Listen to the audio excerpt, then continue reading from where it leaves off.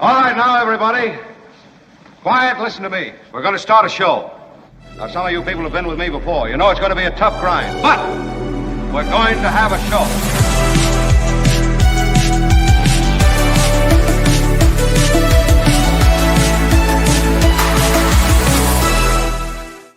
Hey, Mo Kelly.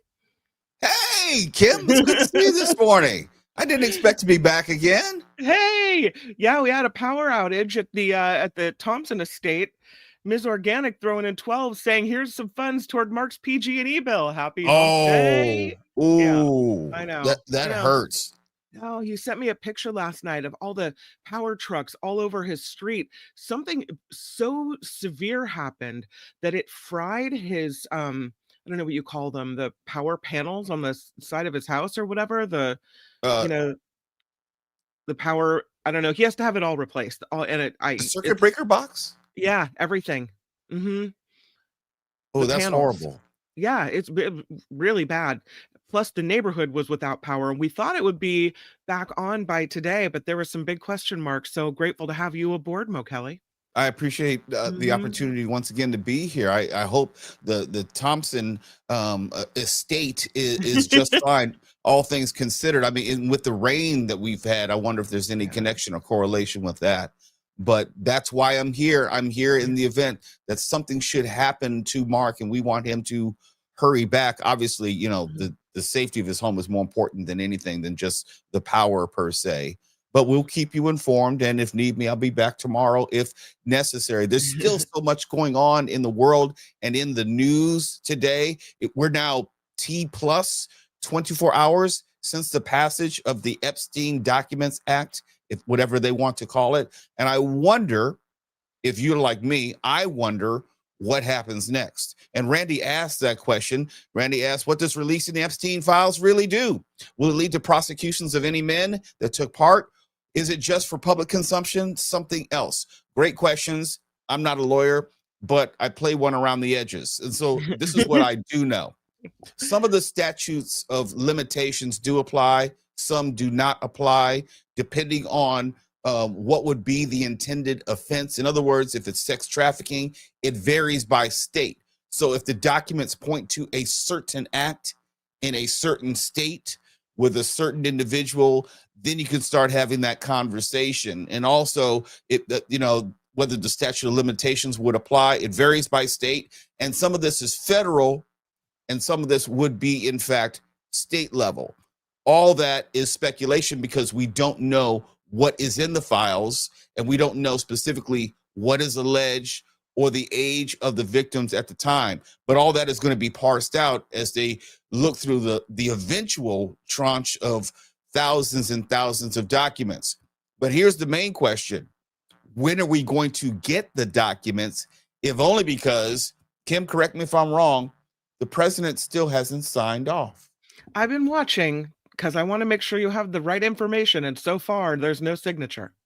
Okay, so there's no signature. Now, as far as I know, in a civic sense, the president doesn't need the blessing of Congress. He could do this by himself. Yes. But since we have gone this congressional route, that is not even a roadblock. And I know there's a question of whether there's going to be an open investigation either into Bill Clinton or other prominent Democrats, an actual investigation, not just a call for it, and whether that will hinder the eventual release of any or all of these documents, because you can't release them if there's an open investigation, wink, wink. I know there's some level of gamesmanship going on here. We don't know exactly just what game is being played, but we do know the president, as I was saying yesterday, 180, went from you can't release it, you're weak and soft if you want to release it, to now he's all for the documents being released, but they haven't been released and he hasn't signed off on them. That's something that we should not lose sight of. And Kim, what's the first video we're going to see today on this? We are going to see this video from Senator Durbin, I believe. Oh, Dick Durbin, that's right. Yeah, let's take a look at this one. By a highly credible whistleblower describing Attorney General's pressure on FBI to quickly review and produce more Epstein documents as promised. For 2 weeks, For 2 weeks in late March, the FBI assigned approximately 1,000 personnel in its Information Management Division and hundreds of additional agents from the New York field office to work 24-hour shifts to review and produce more Epstein documents. These officials were told to, quote, flag any records in which President Trump was mentioned. Essentially, agents were pulled out of their field from their work combating narcotics and violent crime to review this mountain of documents. Other important FBI work was effectively shut down, according to the whistleblower. Using tens of thousands of personnel hours at the expense of public safety for no other reason than to try to bolster baseless claims you've made is unconscionably reckless. At the minimum, we know that Donald Trump is in the files. We know that this president does not want to be embarrassed or incriminated by the files.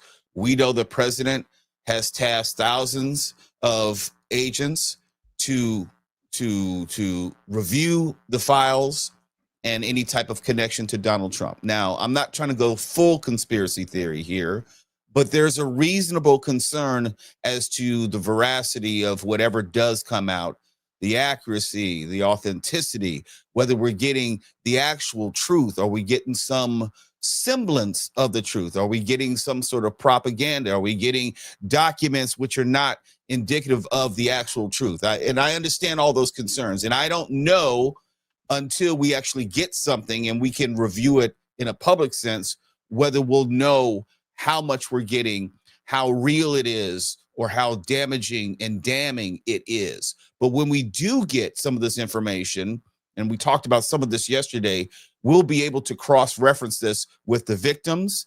We'll be able to cross-reference this with the actual lawyers, and we'll be able to cross-reference this with the actual Epstein estate, where some of these documents have come from. And also, we'll probably get more from the Epstein estate, be it pictures, video, whatever may be legally shown, and we'll have a fuller sense and a clearer picture of how involved any of these individuals are.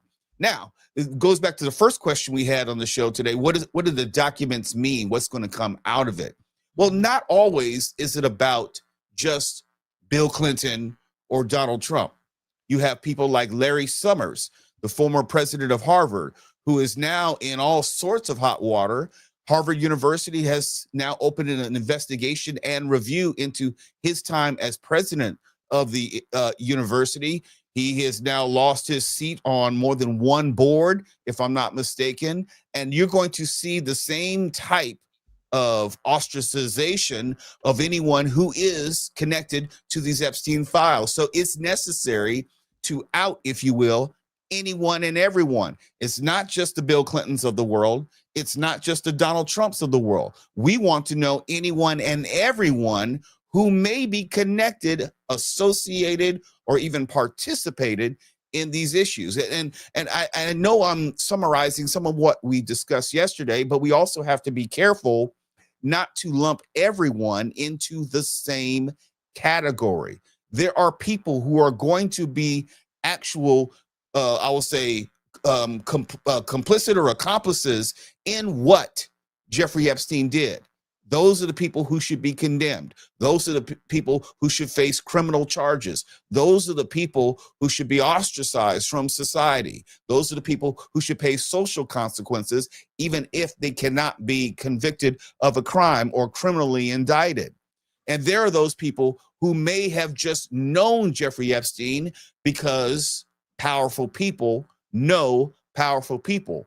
And Jeffrey Epstein floated in a number of circles. I'm saying political circles, academic circles, finance circles. So there are going to be a number of people in this revelation and releasing of information. You're going to see a lot of names, people in Hollywood and entertainment, people in tech, people in politics. And not everyone will probably be associated with the behavior and criminality of Jeffrey Epstein, and we have to make sure that they are put into a different basket.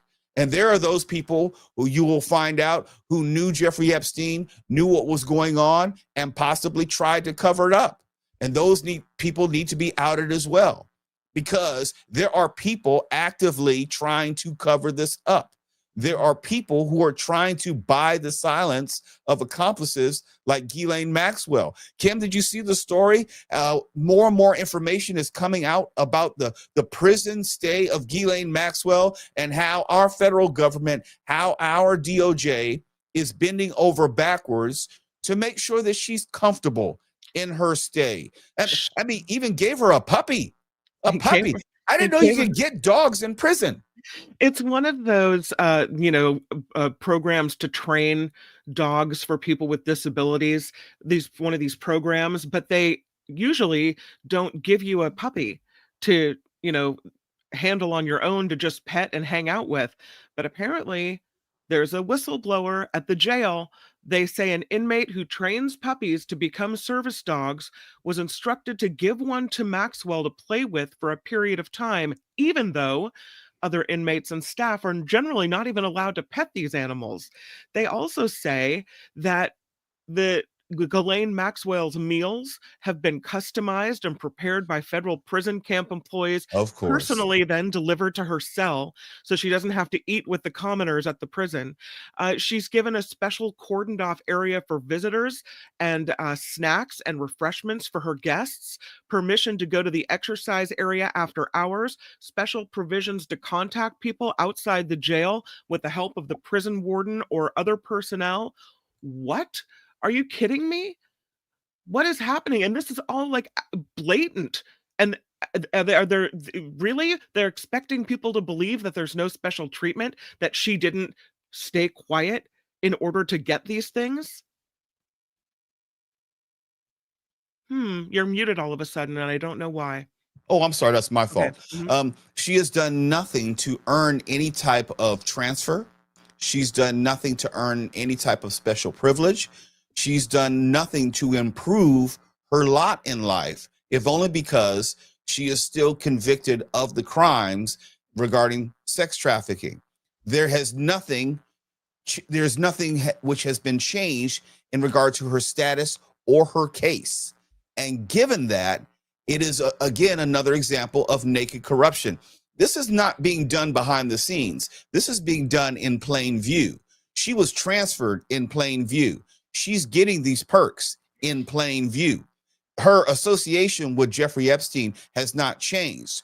Her, I would say, lack of contrition has not changed. She has not done anything to earn any improvement in her situation. And I think that is the larger takeaway when we discuss all these issues. If we talk about the Epstein Files, we have to talk about the corruption involved, of how the DOJ has been complicit each step of the way.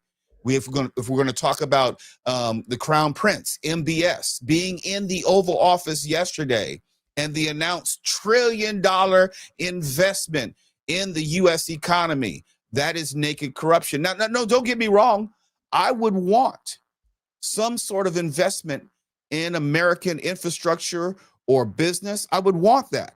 $1 trillion is going to be significant on some level, but let's not delude ourselves and lose sight of the fact that the Trump administration and those connected to the Trump administration, Trump family members and business operators, are also going to profit.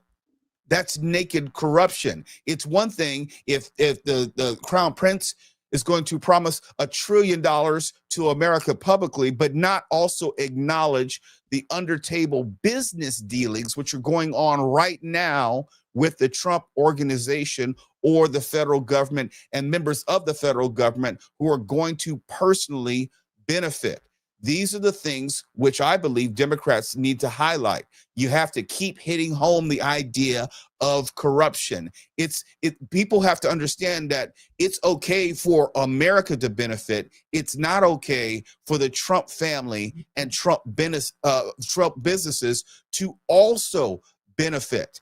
This is what I think has been missed, not only in the media, but also by the Democrats. They should be able to hold two thoughts in their mind.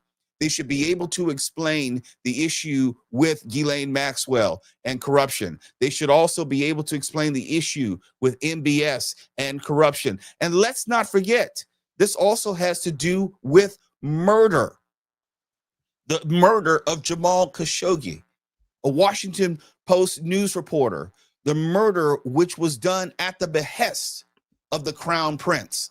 And to have him in the Oval Office and then, I would say, lecture and insult anyone who dares to even ask the question about the murder, about the corruption, about the inappropriate nature of having the Crown Prince in the Oval Office shows you how upside down and backwards this timeline has begun. Think about this. You're in the Oval Office. You have someone that your own intelligence services have said that MBS called for and orchestrated the murder of a Washington Post reporter. And you then chastise the reporter for asking the obvious question. Watch this. Your Royal Highness, the U.S. intelligence concluded that you orchestrated the brutal murder of a journalist. 9/11 families are furious that you are here in the Oval Office. Why should Americans trust you? Who are you with? No, who are you with? I'm with ABC News, sir. You're with who? ABC News, sir. Fake news. As far as this gentleman is concerned, he's done a phenomenal job. You're mentioning somebody that was extremely controversial. A lot of people didn't like that gentleman that you're talking about. Whether you like him or didn't like him, things happen. But he knew nothing about it, and we can leave it at that. You don't have to embarrass our guest by asking a question like that. Okay, just you ask, Mr. President, you allow me to answer. You know, I feel painful about, the families of 9/11 in America, but, we have to focus on reality. Reality based on CIA documents and based on a lot of documents that Osama bin Laden, he used Saudi people in that event for one main purpose, is to destroy this relation, to destroy the American-Saudi relation. That's the purpose of 9/11. So whoever buying that means they are helping Osama bin Laden's purpose of destroying this relation. He knows that strong relation between America and Saudi Arabia, it's bad for extremism, it's bad for terrorism. And we have to approve him wrong and to build our relation, continue developing our relation. It's critical in the safety of the world. It's critical against extremism and terrorism. About the journalists, it's really painful to hear, anyone that been losing his life for, no real purpose or nothing illegal way, and it's been painful for us in Saudi Arabia. We've did all the right steps of investigation, etc., in Saudi Arabia, and we've improved our system to be sure that nothing happened like that. Yeah, there you go. Yeah, he was controversial talking about Jamal Khashoggi. Controversial. People didn't like him. He was murdered. A reason to kill somebody? Right. And then the response is things happen. No. Yeah. When I lost my keys, things happen. The power being out at Mark's house, things happen. Right. I have to go to the bank today, and then I remembered I had something else to do. Things happen. Those are examples of trivial instances in which things may happen, not the murder and dismemberment of a Washington Post reporter at a Turkish consulate. That's how unserious our government is. That's how unserious our president is. And then when you try to hide all of that under this thin veneer of $1 trillion investment, then you see that this is just once again, a transactional president who's also benefiting from the transaction. I mean, I understand why the president puts it in such stark terms and unrealistic and ridiculous terms, because there is no pushback. And to the credit of the ABC reporter who asked the question, you're supposed to ask questions like that even when you're not going to get a serious answer, even when you know you're going to be insulted. The reason why you ask the question is for moments like these, where you get the administration on record sounding ridiculous, and then you have something to go back to maybe later for a follow-up question. No, Donald Trump, the president, is not going to admit that the Crown Prince had anything to do with the murder of Jamal Khashoggi. No, the Crown Prince, MBS, is not going to admit that he had anything to do with the murder and dismemberment of Jamal Khashoggi. but you ask the question and you allow the president and MBS to spin, to deflect, and deny for all the world to see and seem even more ridiculous in that moment. Some questions you ask just to gauge the response and to get them on the record. It's not that you expect a real answer. They're not going to admit to anything. They're not going to give you a real answer. But as a member of the White House press corps, you have a responsibility and duty to ask that question. And anyone who says, like the president, how dare you try to embarrass our guests? No, they have no idea what they're talking about. When you're a member of the White House press corps, you ask that question. Remember all the questions that they asked of Karine Jean-Pierre? These same questions are going to be asked of Caroline Leavitt and the president. You ask the question always. Your job. Kim, I have to come back to you on this one because I hear from people time and time again saying, why do they even ask the question? Why do they even try? All they're going to do is lie. But I'm a firm proponent of you still ask the question. Yeah. You don't allow them that grace and freedom to not even have any pushback. No, this is the United States of America. We have a supposedly a free and fair press. The reason that these reporters are in the White House is to hold our elected officials to account. It is their job, and if I would argue their duty, in order to help this democracy, to hold these officials to account. So that question, while it seemed pretty ballsy because of this Trump administration and how they're treating the press, quiet piggy, right? This is a question that I believe had to be asked. And I noticed right away the body language of the crown prince. He was very interested in his hands all of a sudden, right? I noticed that too. Let's play that again. It's this nervous twitch. He was fiddling with his hands. Yeah. Hold on for just a second. Let me take the picture down. And so I can bring that video up. I was fascinated by that. That his reaction was, yep, I'm gonna look at my hands. Hold on. He was obviously uncomfortable with it. Now, he may not have known what President Trump was going to say in response. He probably thought that he would be defended on some level, but still, he didn't know exactly whether Trump was going to invite more of question or was going to somehow kind of de-escalate the moment, because the crown prince was most decidedly uncomfortable with being asked that question. He said that he wanted to respond, but you could tell he was not comfortable with having to respond. I definitely think that Trump took some of the pressure off of him and allowed him to come up with an answer. While, he was talking about that nobody liked him. Nobody liked Khashoggi. Here it is. Uh-oh. Now, of course, things don't work. Here it is. Here it is. Okay.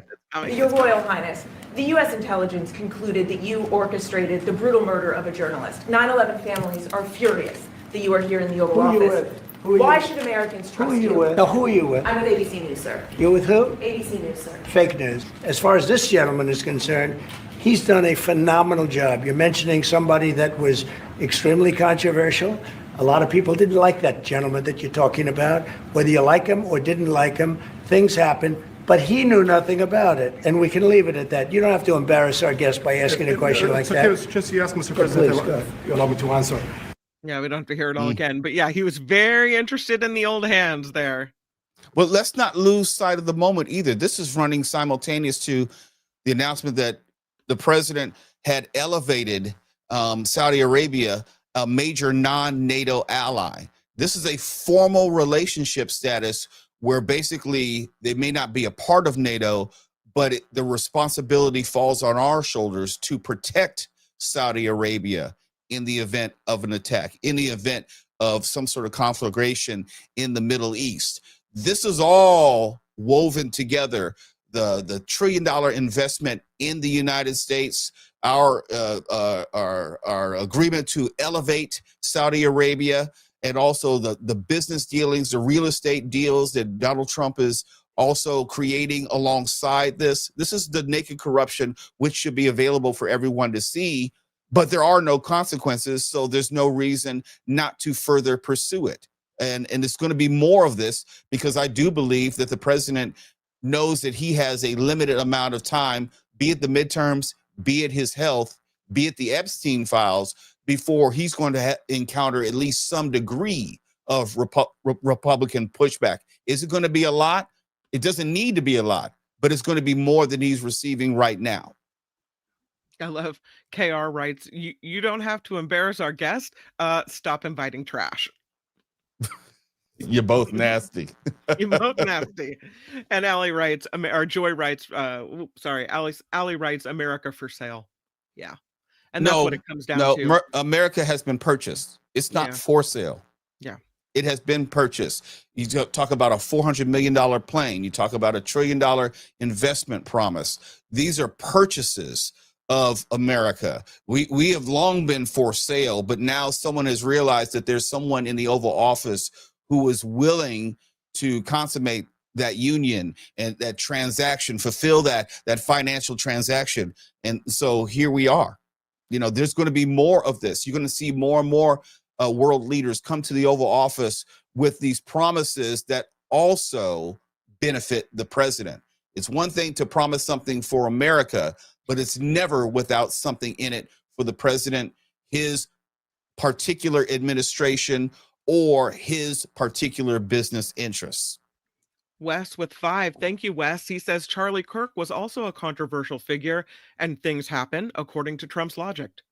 He's not wrong. Now, I'm not ever going to minimize and belittle someone's murder. Mm-hmm. But when you say things happen, and notice that maybe Donald Trump couldn't even remember the name of Jamal Khashoggi, but he was very careful not to humanize Khashoggi and mention his name and talk about the murder and dismemberment. That's why he said things happen, because you don't want murder and dismemberment part of the actual soundbite that we would play over and over again. And to the person who's casually following this, but they may not know all the details. And I don't believe MAGA cares about the details at all. Harry Magnan, thank you for the 5 as well. It keeps us rolling. Love the mojo. How many more Epstein excuses, writes Harry? Oh, there are more. Mm-hmm. There are more coming. The fact that the president hasn't even signed off on what the House and Senate have passed as far as the discharge petition, that ought to tell you that there are going to be more delays. They're going to slow walk this as best they can. Delamater with a couple says, what files, what's up? And then references the South Park episode. Oh, yes. Mm-hmm. Yes. Mm-hmm. I love what South Park is doing right now. It's only because they've been so bold in the presentation of what we all know to be true. In the way that this president has been perverse, South Park has met the moment, I believe, at this moment. And you talk about the fourth estate. You talk about the need for the press to do their jobs. It's unfortunate that we're looking to entertainment to do the job of the actual press. But that's where we are right now in America. Huge thank you to Romania Animal Rescue as well, doing good work themselves and throwing a 20 our way. Appreciate you, Romania Animal Rescue, with the contribution. The Mark Thompson Show. Just got to let you know, we will be joined shortly by John Rothmann, presidential historian, host of Around the Political World podcast, and also former host at KGO. We'll have a bit of law and disorder today. And later in the second hour, we'll be joined by Belinda Waymouth. It's the planet, stupid.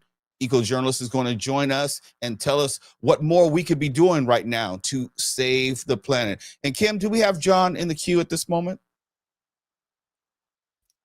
Yes, we do. Ready to rock and roll. All right, let's hear it for John Rothmann. My brother, my friend. Hi, Mo. I'm with you. Happy to be here.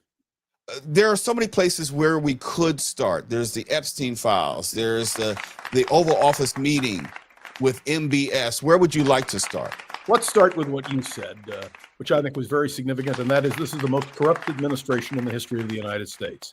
You have a president whose family is doing a multi-million-dollar business with the Saudis, who is benefiting in every way from what is happening. And let me point out, so people understand this, it's called Saudi Arabia because the Saudi family rules the Arabian Peninsula. If tomorrow the Saudi family were overthrown, The name of the peninsula might be the Islamic Republic of Arabia. And, you know, it's a curious thing because the corruption that we are seeing now extends to what Donald Trump is doing as president of the United States. And let me tell you, the White House is for sale. It's very clear. Does it matter if there are no consequences? In other words, is it really stealing if I do it out in the open and I don't go to prison for it and I can't even be arrested for it? Is it stealing anymore? It's not a question of stealing. It's a matter of pure corruption. This is a president who is allowing the Saudis to have undue influence. The Saudis, a family, to have undue influence. It's a merger between two corrupt families, the Trump family and the Saudi family. And every American president has dealt with the Saudi family because we understand that we would rather have a corrupt Saudi family on the throne of the Arabian Peninsula than a radical Islamic regime. And there's no question that every president has dealt with the Saudis, but nothing like what we have seen today. And that is what is so upsetting. And by the way, the murder of Khashoggi wasn't just a murder. They dismembered his body. Yep. And I don't know if you saw it, but Khashoggi's widow appeared on CNN and spoke about all of these implications with eloquence and power.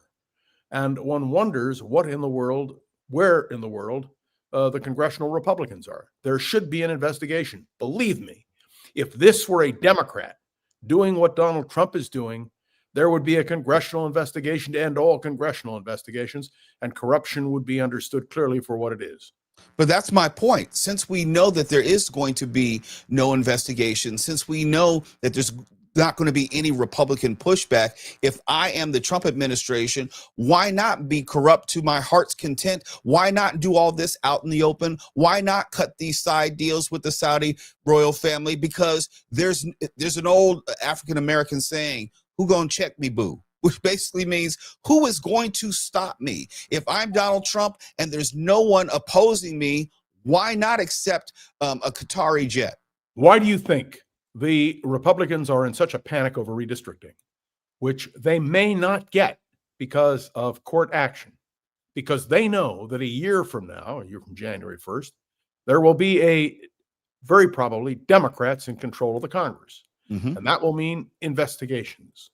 And that's why Donald Trump is desperate to ensure Republican control. And when you get to the Epstein matter, it's very clear. Speaker Johnson is very unhappy. The Republicans repudiated their leadership. Johnson had to go along with it, even though he was instructed by Trump to do everything he could to obstruct it. And now, as you know, Pam Bondi, the Attorney General of the United States, has, at the president's behest, instigated an investigation of Democrats. Now, let me explain to you, and you've explained it, I think, already, but let me do it again, that once an investigation begins, you can, in fact, halt any revelations. And that's why we're waiting, and I know Kim is monitoring carefully what Donald Trump is doing now that he's back at the White House. Let's take this further. Let's assume that that is the card that the Trump administration will play. They'll open these investigations into Larry Summers and Bill Clinton specifically, which would halt the release of any Epstein documents. What is then the response, or I would say the card that the Democrats can play other than gnash their teeth? The Democrats have no cards. What they have is an upcoming election. And if we learned anything from the election 2 weeks ago, is that the Democrats can win. And I think the corruption is so evident, so clearly understandable. If I were head of the Democratic National Committee, that's what I'd be talking about. Pure corruption.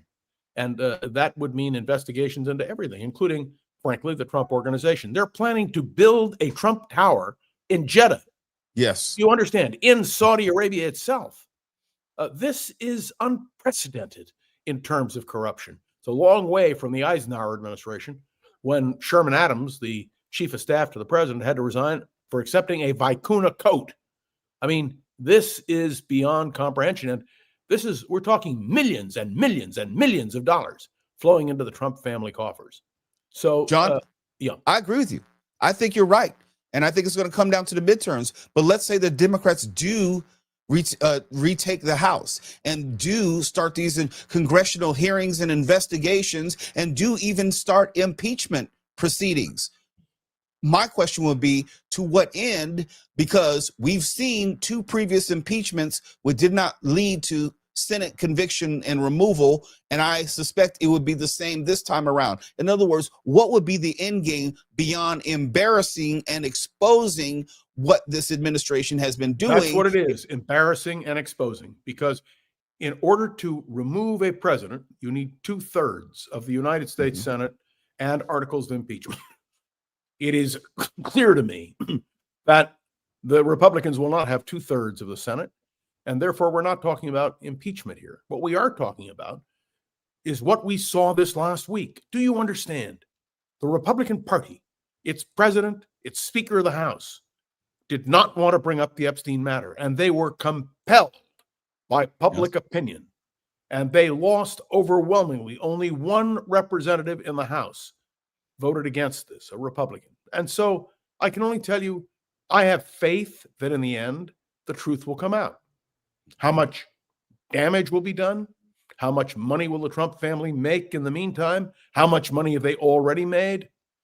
I can't account for that, but I can say that the Democrats have an obligation to explain to the American people what this corruption is, and the American people, I believe, will then rise up and repudiate it. At least I hope so. What do you think? Otherwise, I may go into politics. And would you like me my partner in a major corruption deal, knowing it will never be investigated? Right. What then should Minority Leader Jeffries and Minority Leader Schumer be doing other than just going to the rostrum and talking about corruption? What would you want them to be doing? That's right all now? they can do. Don't you understand? If you don't control the levers of power, if you don't have a majority in the Senate or a majority in the House, there's nothing you can do. And the presumption is that in a midterm election, the party out of power does better.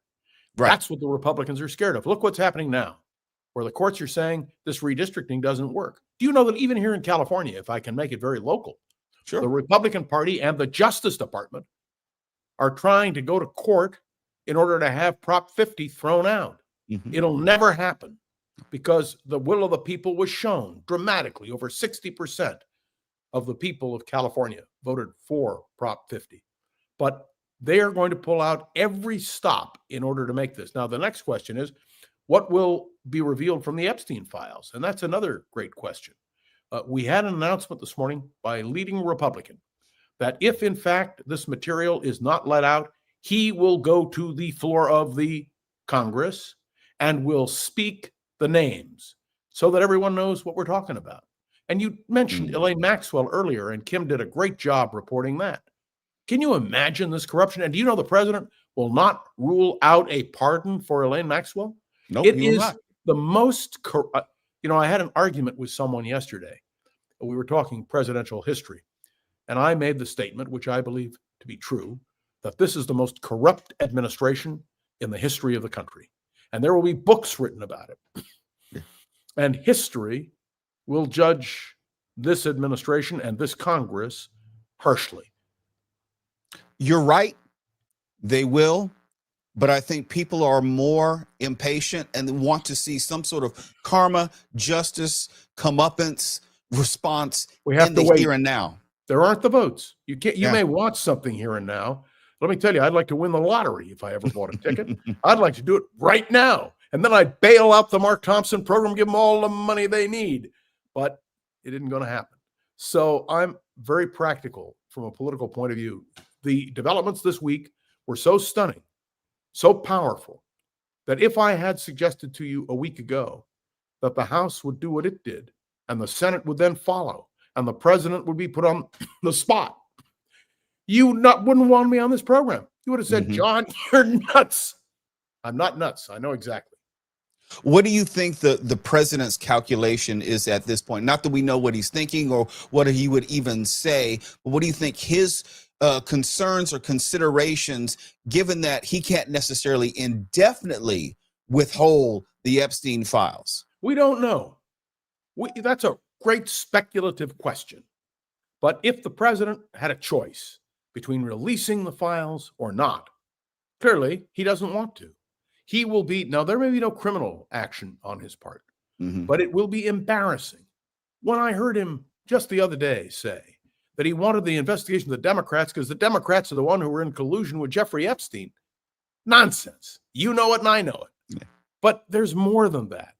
To call this a Democrat hoax, by the way, every time a Republican uses the term Democrat, I'm infuriated because it's the Democratic Party. Look, that's how they're incorporated. And when Republican leaders take up that line, it irritates me. It would be like calling the Republican Party the Republic Party. You know, it's just absolutely nonsense. But all these things, ultimately, I have to have faith in the American people. I had a big argument with Mark about this because Mark says, you're putting your faith in the people. If I don't put my faith in the people, we're in deep trouble. Look what's happening right now in Charlotte, North Carolina. Look at the roundups that are taking place, that are now being extended to other cities in North Carolina. I used a statement on my podcast, Around the Political World with John Rothmann. That was my blatant plug. I used the expression Gestapo tactics in the streets of America. And that's exactly what we're seeing.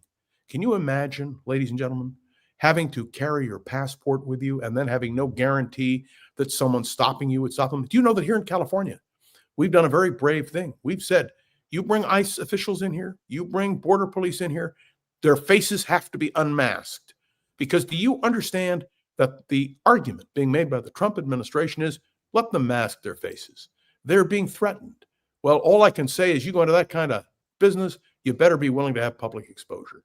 So there's a lot at stake here in terms not just of Epstein, not just in terms of Saudi Arabia, not just in terms of what's happening in North Carolina, but in terms of American democracy, the very system that we must fight to preserve because your freedom and my freedom depend on the strength of America and its democratic institutions. Where do you think we're headed in regard to Venezuela? Yes, there probably will be more extrajudicial killings of people on fishing boats. That's going to continue. But is it going to escalate from where you sit to some sort of military intervention where we could find ourselves in some sort of quasi-conflict with the country of Venezuela? Won't be a quasi-conflict. It'll be a conflict. The president has already authorized actions by the CIA on the ground in Venezuela. Now, I was asked a legitimate question. Is there a way for Congress to intervene? And you may recall the War Powers Act passed as a result of the Vietnam War. Tom Eagleton, former senator from Missouri, who was for 18 days the running mate of George McGovern for vice president, wanted a resolution submitted, a law submitted, called the War Powers Act. Now, I interviewed Tom Eagleton about this because in the end, he voted against the War Powers Act. Why? Because what the War Powers Act, in fact, did was to expand the powers of a president in terms of making war. There is no check on a president's ability to move the military. He is the commander in chief. And I can only tell you that one of the lessons we should have learned is not that we need to limit the powers of the president. We have to be aware of who his president of the United States is. Dwight Eisenhower once said, and he was a general on top of everything else, five-star general, commander of our forces in Europe during World War II. When he was president, he said, I may have the power, but I'd never exercise it without the Congress supporting me. And he was absolutely right. But that was just a statement, not a reality. So the odds are, because the Gerald R. Ford is there with supporting operations, that we may well become entangled in a conflict. This is not the first time, by the way, a president has acted unilaterally when it comes to South America. Remember Lyndon Johnson sending troops into the Dominican Republic back in 1965. I point this out because the Congress, if it is potent, has to be consulted. But do you understand, Donald Trump feels no need to consult this Congress. We have a Speaker of the House of Representatives who is criticizing the Senate for passing the legislation relative to the files, the Epstein files, because they didn't do due diligence. They didn't correct what flaws were in the House bill. This is nothing less than astounding. And may I say, I'm a student of the House of Representatives. One of the best books on the House of Representatives was written by the late Dick Cheney and his wife, Lynn Cheney. Kings of the Hill. You want to understand the dynamic of how the House should work, whether you like Dick Cheney or not? His book demonstrates how the power of the House of Representatives, the people's house, should be exercised. This Speaker of the House Speaker Johnson, and I will say this without any hesitation, is the worst Speaker of the House of Representatives in American history. Certainly a man who does not uphold the honor of the House. And that, to me, also needs to be addressed. And in the end, the Republicans will be held accountable. If I were running the campaign for the Democrats in this race for the House of Representatives coming up, I would emphasize the fact of the complete abdication of congressional power, which is a violation of the very essence of the American system's idea of balance of power. And speaking of balance of power, we haven't talked yet about the Supreme Court. We'll be talking about that in the days ahead regularly. Why? Because the Supreme Court is going to make a ruling on whether or not the president's imposition of tariffs is constitutional. And I'm going to tell you right now, if that court acts in an impartial fashion, these tariffs will be ruled unconstitutional. To have tariffs, they have to be voted on by the Congress of the United States. Just study the history of the Smoot-Hawley Act in 1930 and understand that Smoot-Hawley survived until it was repealed by the Congress. The fact that this president is imposing tariffs unilaterally and based, by the way, on personal preferences, whether he likes or dislikes a particular leader, is a complete abuse of presidential power. He may John, have right. the power, but it's an abuse. So you're I'm right. hoping, yeah, I know. I'm hoping. Will you tell my wife I'm right, for God's sake? What I'm hoping is that the Supreme Court will stand up and just say no. Now, there are two members of the court, Sam Alito and Clarence Thomas, who will vote lockstep with whatever this president wants. But we have at least 3 liberals on the court who will not. And the 2 people I am watching carefully are Chief Justice John Roberts and Justice Amy Coney Barrett. If they dissent, this president could lose on the tariffs question by a 5-4 vote. And I hope, I pray for the American system that is precisely what happens.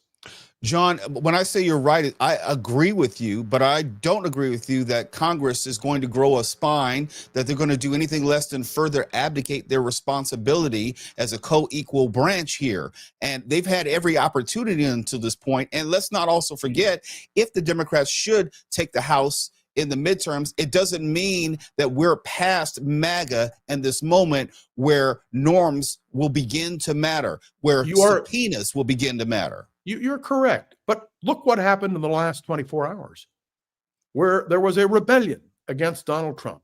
Now, it was a rebellion which in the end happened because he gave consent to it. But if he hadn't given consent, he would have gone to a massive defeat, gone down to a massive defeat. And I believe that that's the key. The American people have to stand up and be countered. And that's why these midterm elections in less than a year are going to be so critical for all of us. In the meantime, we have to count on the Supreme Court. And if the Supreme Court acts properly, there will be a check on presidential power. By the way, there's another facet here, because Donald Trump will be president for another 3 years, roughly. And what kind of check is there on a president who believes he's a king? And that's a big issue. It goes to the heart of presidential power, and that's something that needs to be discussed and debated throughout this country. What can you glean from the actions, the rhetoric, and the 180 of Congresswoman Marjorie Taylor Greene? I'm not saying the enemy of my enemy is my friend. I'm sorry. You said Marjorie Traitor Greene? Let's remember what Donald Trump calls her. Let me tell you, this is a woman who talked about Jewish space lasers. Yes. Let me tell you, I'm a nice Jewish boy. Space lasers? Are they nuts? She's a nut. She's a kook. And all I can tell you is that Donald Trump is now going to try to purge her. And that's a warning for every Republican. You cross this president, he'll purge you. He just made the threat against the Speaker of the House in Indiana, who is dissing the idea of the redistricting in Indiana. And the president is pointing out, I can primary you and anybody else who opposes me. That, my friends, is absolutely disgusting. What do you think her play is, though? What do you think she's trying to get? Is she trying to position herself for post-MAGA, or is she up to something else? No, of course she is. She wants to survive. She's smart enough to see this, but I give her credit. I'm not a fan of Marjorie Taylor Greene. I never vote for her. I don't like her. But she's clearly, by the way, I think, an anti-Semite, among other things. But let me be clear.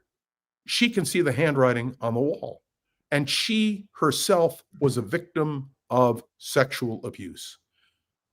You know, it's one thing when you deal with something theoretically. It's another thing when you deal with something that really happened to you. I will tell you, and I'm not ashamed of this at all, listening to the women who were abused by Jeffrey Epstein, I wept. I tell you, I ran a program in Southern California for 14-year-olds, boys and girls. And I had one hard, fast rule with my staff. Nobody lays a hand on a kid. One staff member, I won't say he laid a hand on, but he was flirting. Took him out and I fired him immediately. A 14-year-old is not an adult. And a 15-year-old, a 16-year-old, a 17-year-old, these are still children in many, many ways. They may not look like children, but they are. And the idea that these women, more than 1,000 of them, we are told, were abused by Jeffrey Epstein. And I'm going to say something. I know there were some people who will be very angry at me for saying this. Donald Trump knew. You know how I know he knew? Because he talked about the fact that Jeffrey Epstein liked young girls. That's enough for me to understand that he maintained a friendship. You know, by the way, why he threw Jeffrey Epstein out of the Mar-a-Lago program? Not over women, not over girls, but over a real estate deal. Yep. And, you know, these things are so clear, so self-evident. And this president is so corrupt on so many levels. Now, I have to tell you, I had a discussion with a good friend of mine who said, but look at all the good he's done. And he enumerated certain things that were good. And remember, I worked for Richard Nixon. I saw Richard Nixon declare war on cancer.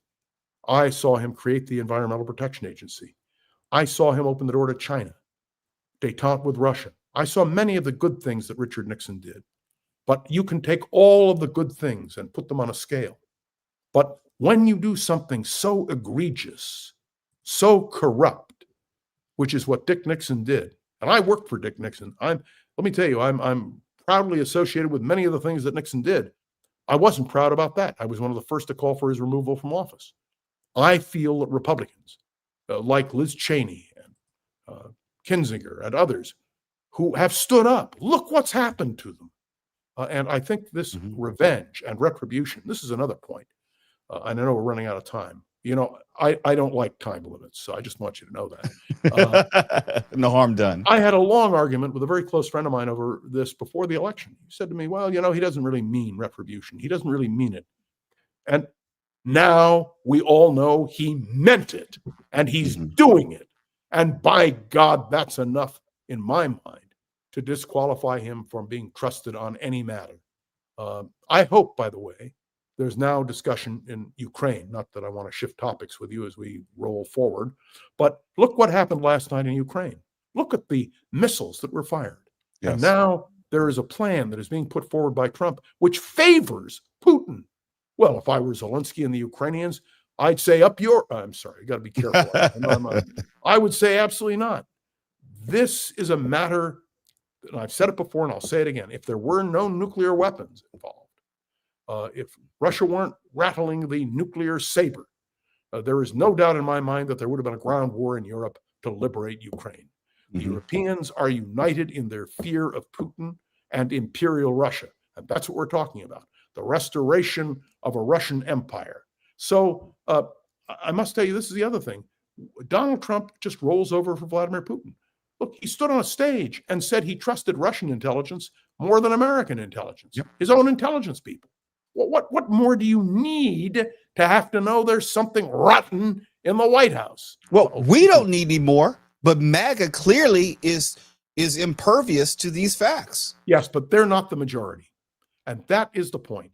We will have an election in which these facts can be laid out and in which the American people, the overwhelming majority, will, in my opinion, reject what Donald Trump is doing. Now, of course, the next question is who succeeds Donald Trump? Somebody asked me, well, why can't we get rid of him? And the answer is you get J.D. Vance. And according to Trump, the two leading candidates to succeed Trump will be J.D. Vance and Marco Rubio. That's not a very compelling choice. And the Democrats have a problem themselves. You know, the sooner these midterms are over and the Democrats begin the battle for leadership of the Democratic Party, please notice I said the Democratic Party, the better off we are. Do you understand? You cannot attack a leader without having a real, genuine spokesperson who can stand up and respond. That's the purpose behind a Democratic nominee for president. So I'm going to tell you, and I'm looking forward to being on the program with you whenever Mark is out, when we can talk about what the Democratic Party should do. This is democracy at the crossroads. And let's hope that everyone rises to the challenge. He is presidential historian and host of the Around the Political World podcast. John Rothmann, I enjoyed my conversations with you. I mean, I agree with most of the things you're saying, but I'm not so sure that I agree with the amount of hope that you have going forward. Hopefully you can I'll be proved wrong, but I'm cynical on this one. If I don't have hope, why, I lose what little hair I still have left. And of course, I would be in complete despair if you believe, as I believe, that ultimately the American experiment survives and thrives. This too will pass. May I say, sir, a high honor. Ladies and gentlemen, don't forget to support the Mark Thompson program, make a contribution, support it, and wish Mark all the best. I hope he survives this latest natural catastrophe. John Rothmann, you are more special than words can say. We thank you for everything you do for the show. Thank you so much. The Mark Thompson Show. Kim, I think John just led me right into what we were going to do next as far as supporting this show. Mm-hmm. Oh, yeah. Well, first of all, let's get to some comments because CC Ryder made a good one with a 10. As an ex-GOP, she writes, I recommend Democrats ratchet up the branding on MAGA. Start calling them the Christian Family Values Party each time they lie and defend Trump corruption. Put staggering hypocrisy on blast. Mm-hmm. And then Joy, also with 10, says what Cece said, or maybe the Quiet Piggy Party. I thought I thought this was interesting. I don't know if you're following the Newsom trolls on Trump, but after this whole Quiet Piggy thing was said in the on the Air Force One, here's what Newsom did. He put out this picture, if you can see this. It's Trump as a with a pig, looking like a pig holding up the golden ballroom plans, and it says up above, "Quiet Piggy."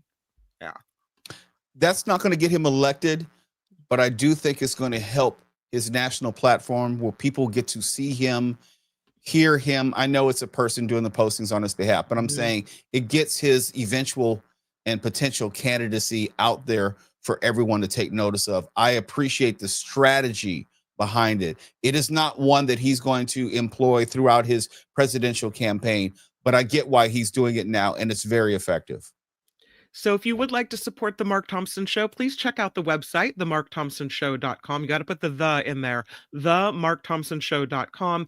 That is where the Patreon and the PayPal links live, and that is the bread and butter of the Mark Thompson Show that keeps it rolling. Also would like to remind everyone to click like and subscribe and share the show as well. Smash it with your iron rod, as Mark likes to say, and share the show as well. We pull different segments and they will be posted under the video tab on the Mark Thompson Show YouTube post. Share that because that brings more subscribers to the yard and keeps growing the show. So thank you for all the ways in which you can help this show grow. The Mark Thompson Show. You know, it might be time to do some of the news. I know that you, Kim, have been watching to make sure that no news breaking gets past us here at the Mark Thompson Show. So what is going on right now? I have to play my little news sounder. Hold on, I can do it. I can do this on my own. By the way, for those watching, we don't have a Tony today. So no, we don't. It's just me and Mo and me. We're making it happen. Trying to make it all happen here. Hold on. And I will put this up. Well, I don't know. Hold on. I'm sorry. And I really can't do news without the news theme. There it is. Oh, thank goodness. On the Mark Thompson Show, I'm Kim McAllister. This report is sponsored by CoachellaValleyCoffee.com. All right. First story is the release of all the files of convicted sex offender Jeffrey Epstein not being guaranteed, Mo. No. Nope. Even with President Trump's signature, the Senate received the House passed bill this morning, immediately passed it on to the president for his signature, although Trump has said he will sign it. Today, Attorney General Pam Bondi would not commit to immediately releasing the files, citing a new case connected to Epstein. No. I know. No. You're shocked, right? Crazy. The Saudi crown prince getting a lot of praise from President Trump while speaking at the U.S. Saudi Arabia Investment Forum in Washington, D.C. Trump touted the growing business ties between the two countries. The forum attendees included Elon Musk and CEOs from Chevron, Qualcomm, Cisco, General Dynamics, and Pfizer. Russia is escalating its fight with Ukraine. At the same time, an American delegation arrives looking to end that war. Ukraine says at least 20 people were killed in an overnight Russian missile and drone attack. There are reports the U.S. delegation is pushing Ukrainian President Vladimir Zelensky to sign onto a new ceasefire plan that was crafted with Russia, not with Ukraine. The federal case against former FBI Director James Comey could get tossed right out. Comey was charged in September with making a false statement to Congress and obstructing a congressional proceeding connected to the Trump-Russia election investigation. In a pretrial hearing today, the DOJ acknowledged that the full grand jury was never presented with a final indictment, a procedural error that the court insiders say imperils the whole case. Hey, Kim, I have to jump in there. As someone who served on a federal grand jury, I know the process. I served on a federal grand jury for 4 months. Long story short is, for you to bypass the federal grand jury, you're literally just making up an indictment. You're not presenting any evidence. You're just signing off an indictment which has no grand jury underpinnings. It's going to be thrown out, and I don't know if you can get more of a kangaroo court than that when they're just making up indictments not based in probable cause or evidence.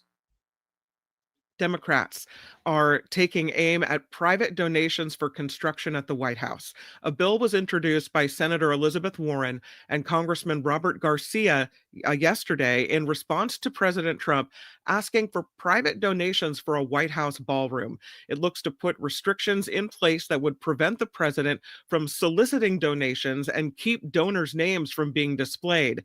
The Stop the Ballroom Bribery Act would put a 2-year cooling off period in place that would prohibit donors from lobbying the government during that time. The White House has not commented on that bill. And we know today there was another story about the ballroom donors all being represented by 3 main lobbying firms.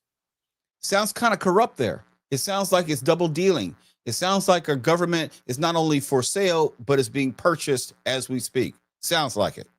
As you say, maybe it's already been purchased, right? President Trump facing some criticism for calling a female reporter a piggy when she asked him about the Epstein Files. Bloomberg correspondent Catherine Lucy was among the gaggle of reporters aboard Air Force One Friday and was asking Trump about him being mentioned in the files. We saw the video earlier showing him saying, "Quiet, piggy," before turning to another reporter. The White House is defending Trump, says the reporter behaved in an inappropriate and unprofessional way, basically said if she can't take it, she shouldn't be dishing it out. Bloomberg is defending their reporter and says she was asking questions without fear or favor. A majority of American voters are leaning toward Democrats in next year's midterms. That, according to the latest Marist poll, Democrats had a 14-point advantage over Republicans when respondents were asked which party's candidate they're more likely to vote for in 2026. That's because some independent voters who supported President Trump in 2024 appear to be breaking from the GOP congressional candidates. A California lawmaker is proposing legislation that would allow people to sue if they believe ICE agents violated their constitutional rights.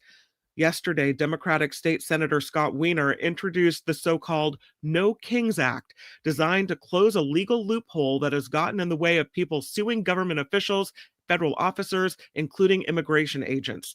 Allegations that could be grounds for a lawsuit include freedom of speech violations, unlawful searches, or racial profiling.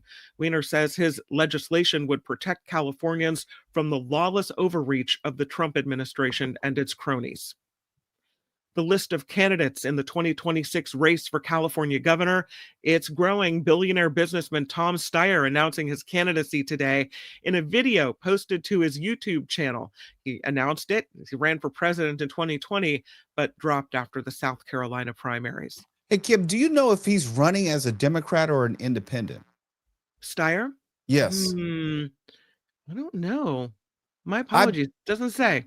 No, it's kind of a rhetorical question because it's important to how we should perceive this candidacy. We know at this point that Katie Porter is the presumed front runner for the Democrats at this point, but she's had some bad press as of late and some questions about her candidacy. And I think that's in part why Tom Steyer thought there was an opportunity for him to jump in, but I don't know if he's jumping in as a Democrat or an independent. And we should also remember that he played a prominent role as far as putting a lot of money. He did some ads behind Prop 50 as well. So these things are not unrelated. I'm quite sure one was leading to the other. As far as the prospects for his candidacy, I mentioned whether he's running as a Democrat or as an independent. If he's not running as a Democrat, I don't know how he has any real chance of becoming governor, just of how politics work. He's not going to get the endorsement of the party. He's not going to be invited to the debates if he's running as an independent. He's not going to get the polling data. He's not going to get the support that most candidates would need to win a statewide election. That's why you have people like Arnold Schwarzenegger. He still joined the Republican Party and ran as a Republican to win governor. I don't know if you can win governor as an independent, and I don't know if the Democratic establishment will embrace Tom Steyer when the Democratic establishment seemingly has coalesced behind Katie Porter. But we'll see. We'll see. According to Cal Matters, they call him a liberal billionaire, but they do not indicate what party he'll be running under. And here is his video from People today. in America think that they earned everything themselves.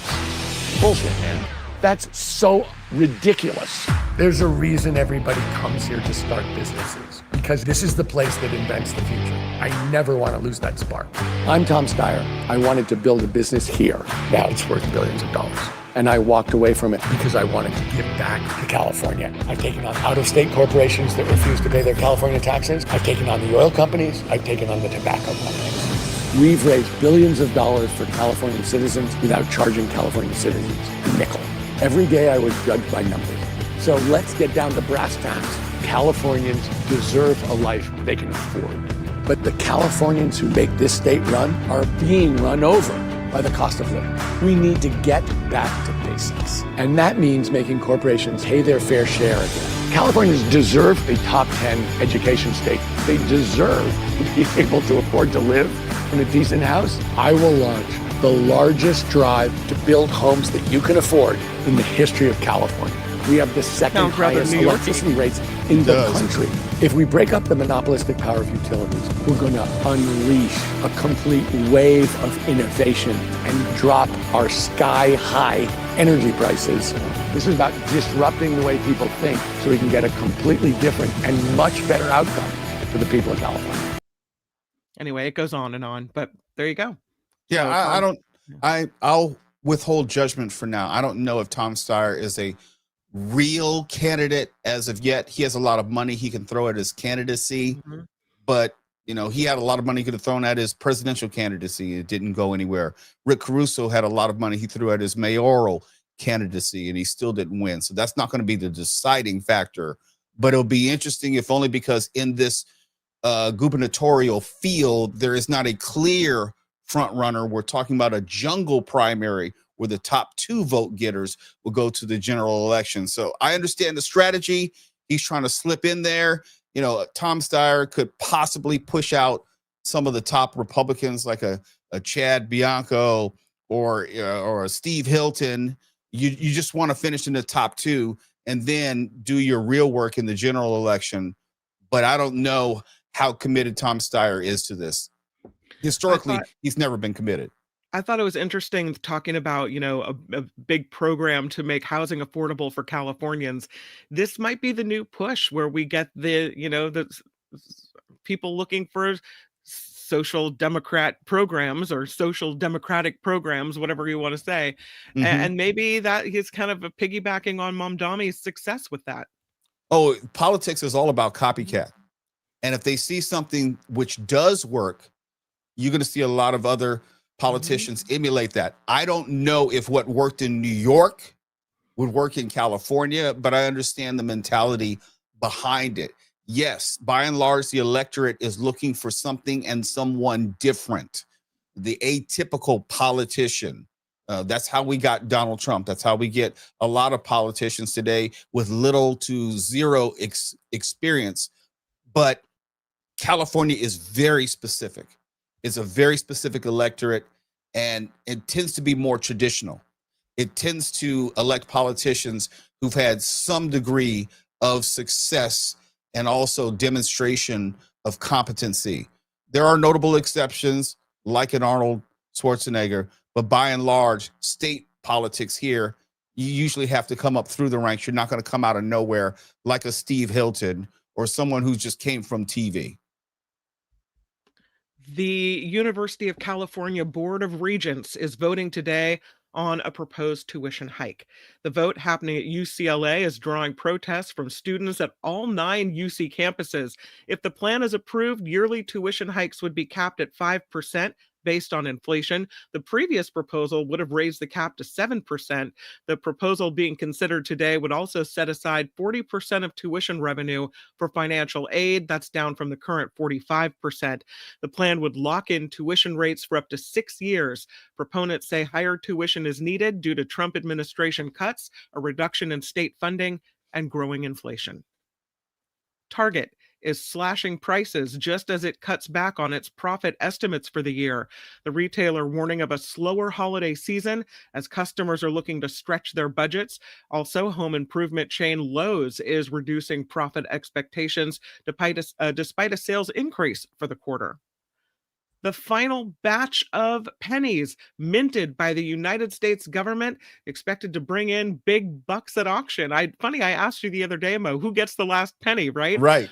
The person who pays the most for it. The coins will be sold at auction December 11th with 232 3-penny sets, one for each year that pennies have been in circulation. Each set is expected to bring in about $45,000 to $50,000 for a set of pennies. Okay. I'll pass. I will too. And lastly, Cambridge Dictionary says its 2025 word of the year is, any guesses? 6-7? Would have been a good guess, but the word is parasocial.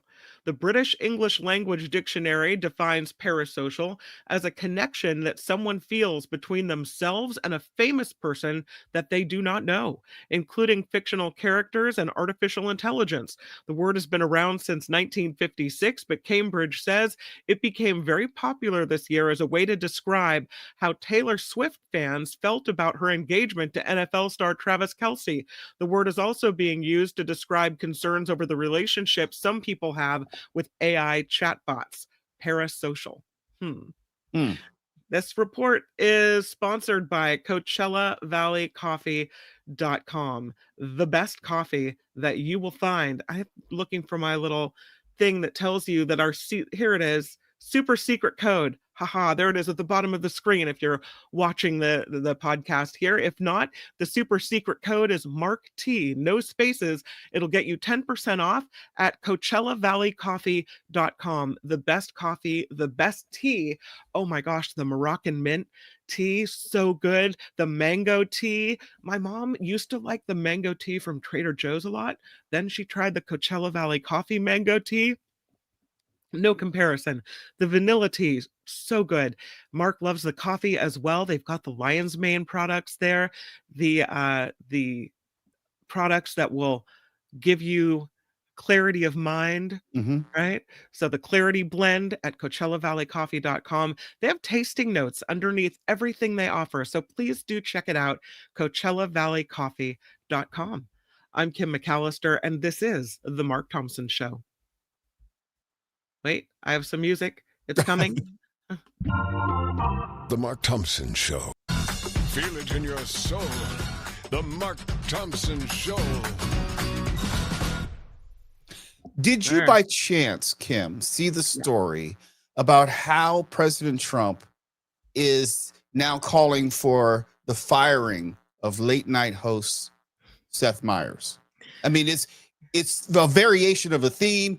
He's had plenty to say about Jimmy Kimmel, plenty to say about Stephen Colbert, but now he's moved on to Seth Meyers, I guess, because Seth Meyers had the unmitigated gall to criticize the president. And you would think it's not a big deal, but it is a big deal given the history of this president and given the history of the president using the FCC to provide leverage against late night hosts and also the corporate interests of the corporations which may own those shows and maybe the deals they want to negotiate.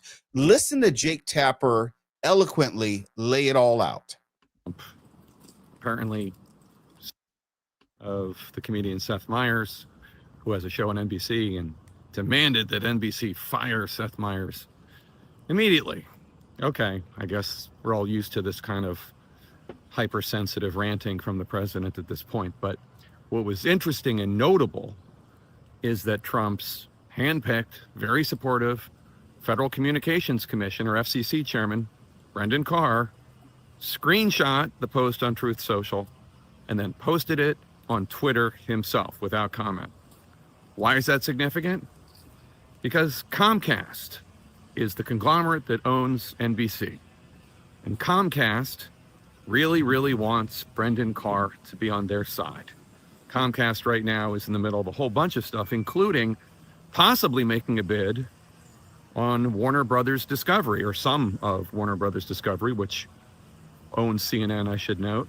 Comcast, in order to get in good with President Trump, presumably, just contributed to President Trump's ballroom, which really upset a lot of employees of NBC News and MSNBC, or MS Now rather, and CNBC. In any case, Comcast wants to be in good with Trump, and Trump's FCC chairman just made it very clear, well, this is how you can get in good with Trump if you want.